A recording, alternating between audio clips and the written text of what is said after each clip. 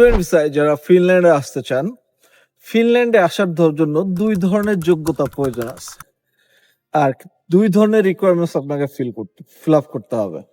তাই যারা ফিনল্যান্ডে ফ্যামিলি সহ ইভেন কি সিঙ্গেল আসতে চান, তাদের অবশ্যই এই ভিডিওটা দেখা উচিত। এই ভিডিওটা এই কারণে দেখা উচিত, আমরা মনে করি যে ফিনল্যান্ড হচ্ছে সুখী দেশ, ফিনল্যান্ডে হচ্ছে নর্ডিক কান্ট্রি, সেনজেনভুক্ত কান্ট্রি, ফ্যামিলি নিয়ে যাওয়া যায়, ইয়ার গ্যাপ অ্যাকসেপ্ট করে, এগুলো শুনতে শুনতে আমরা মোটামুটি মোটিভেটেড হয়ে যাই যে এখানে যাব। কিন্তু বাস্তবতার আলোকে আমার আজকে আলোচনাটা তাই সম্পূর্ণভাবে দেখবেন, তাহলে আপনি বুঝতে পারবেন যে আপনার ফিনল্যান্ডে আসার জন্য মিনিমাম কি কি যোগ্যতা ফিল আপ করা উচিত বা কি কি রিকোয়ারমেন্টস ফিল আপ করা উচিত। তাই চলুন মূল আলোচনা। হাই ডিয়ার ভিউয়ার্স, আমি এস এম শালম শেখর, ফিনল্যান্ডের হেলসিঙ্কি সিটি থেকে আপনাদের সবাইকে জানাচ্ছি স্বাগতম। আমার আজকে আলোচনার বিষয়বস্তু হচ্ছে ফিনল্যান্ডে আসার জন্য কি কি যোগ্যতার প্রয়োজন বা কি কি রিকোয়ারমেন্টস ফিল আপ করা উচিত। তাই সম্পূর্ণ ভিডিওটি দেখবেন। এবং ফিনল্যান্ডের স্টুডেন্ট ভিসা নিয়ে আমরা প্রফেশনাল সার্ভিস দিচ্ছি। যারা এই রিকোয়ারমেন্টস গুলো ফিল আপ করতে পারবেন, একমাত্র তারাই যোগাযোগ করবেন, শুধু শুধু কল দিবেন না। আর এই রিকোয়ারমেন্টস গুলা বোঝার জন্য আপনার সম্পূর্ণ ভিডিওটি দেখবেন। তো চলুন চলে যাই মূল আলোচনা। ফিনল্যান্ডের এই যে ভিসা প্রসেসটাকে, এটার যোগ্যতাটাকেও আমি দুই ভাগে ভাগ করি বা রিকোয়ারমেন্টসটাকে 2 ভাগে ভাগ করি। একটা হচ্ছে ইউনিভার্সিটিতে অ্যাডমিশন পাওয়ার জন্য যোগ্যতা, আর একটা হলো ভিসা পাওয়ার জন্য যোগ্যতা। প্রথমেতে আসা যাক যে ইউনিভার্সিটি অ্যাডমিশন পাওয়ার যোগ্যতা। ইউনিভার্সিটি অ্যাডমিশন পাওয়ার যোগ্যতা মোটামুটি অনেকেরই আছে। যেমন ধরেন, আপনার যদি বাংলাদেশের প্রেক্ষাপটে হায়ার সেকেন্ডারি স্কুল সার্টিফিকেট অর্থাৎ এইচএসসি করা থাকে, আপনার সিজিপিএ যদি মিনিমাম 3.50 হয় এবং আইএলটিএস এ যদি 6 বা পিটিতে 55 বা টোফেলে 72 থাকে, আপনার মোটামুটি যোগ্যতা হয়ে গেছে।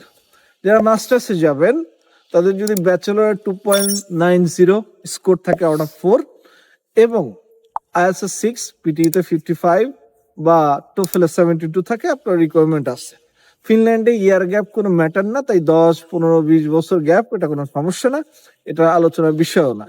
আর এই যে রিকোয়ারমেন্টটা বললাম, অ্যাডমিশন রিকোয়ারমেন্ট, যেহেতু ফিনল্যান্ডে অনেক ইউনিভার্সিটি, প্রায় 22টা অ্যাপ্লাই সায়েন্স ইউনিভার্সিটি, 13টা রিসার্চ ইউনিভার্সিটি, 35টা ইউনিভার্সিটি, এর মধ্যে আরো আছে ভোকেশনাল ইনস্টিটিউট, তাই অ্যাডমিশন পাওয়াটা মোটামুটি সহজ যদি এই রিকোয়ারমেন্ট গুলো ফিল আপ হয়।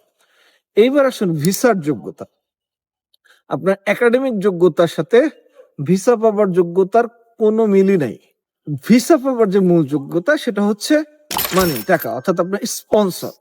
ফিনল্যান্ডে ভিসা পাওয়ার মূল যে যোগ্যতা সেটা হলো স্পন্সরশিপ ডকুমেন্টস এবং আপনার যে ফাইন্যান্সিয়াল স্টেটমেন্ট, এটার উপর ডিপেন্ড করে আপনার ভিসা হয়। এখন প্রশ্ন হচ্ছে, আমাকে ম্যাক্সিমাম মানুষ কোর্স করে, ভাই আমার তো টিউশন ফি দিয়ে সব বাজেট মিলে আমাকে একটা এজেন্সি বা এই লোক বলছে 20-22 লাখ টাকার মধ্যে ফ্যামিলি সহ যাওয়া যাবে। এইটা একদম কমপ্লিটলি একটা ডিজাস্টার কথা, বিপর্যয়মূলক কথা। আপনি যদি শুধুমাত্র মনে করেন যে ভিসা পেয়ে ফিনল্যান্ডে আসবেন, আপনার লাইফ মোটামুটি হেল হয়ে যাবে উইদাউট ফাইন্যান্সিয়াল ব্যাকআপ। আর আপনি যদি হেলে স্বাগতম জানাইতে, আপনাকে বিভিন্ন এজেন্সি এইভাবে প্ররোচিত করে, বিভিন্ন মানুষ এভাবে প্ররোচিত করে। তো আপনি যেটা করবেন সেটা হচ্ছে, আপনার একটা ব্যাংকে টাকা দেখাইতে হয়। সেটা হচ্ছে, যদি আপনি একা আসেন 9,600 স্টুডেন্টের জন্য, ফ্যামিলি সহ আসলে অলমোস্ট ডাবল, অর্থাৎ এখানে সিটি ওয়াইজ প্ল্যান আছে যে কোন সিটিতে কত টাকা লিভিং কস্ট দেখাইতে হবে। এই যে টাকাগুলা ব্যাংকে দেখাইতে হয়, এই টাকাগুলা ম্যাক্সিমাম মানুষ কি করে, মনে করে যে ব্যাংক লোন দিয়ে দেখাবে, এর ওর কাছে ধার করে কিছু দেখাবে।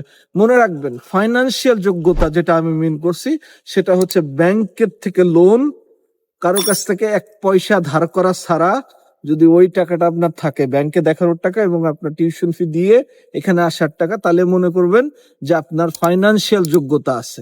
মনে রাখবেন, অ্যাডমিশনের যোগ্যতা আমি আলোচনা করছি, এটা অনেকের আছে, গণহারে আছে, কিন্তু এই ফাইন্যান্সিয়াল যোগ্যতা যদি আপনার না থাকে, আপনি ফিনল্যান্ডে মোটেই অ্যাপ্লিকেশন করবেন না। যে যাই বুঝাক, পাগল বুঝাক আর যাই বুঝাক, আপনি এই বুঝবেন না।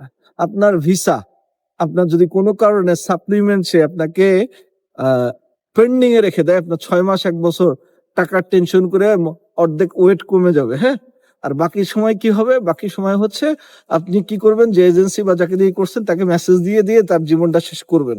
আর আপনার কি হবে? আপনার 1টা বছর লস হবে এবং ফাইন্যান্সিয়াল একটা ড্রব্যাকে পড়ে যাবে।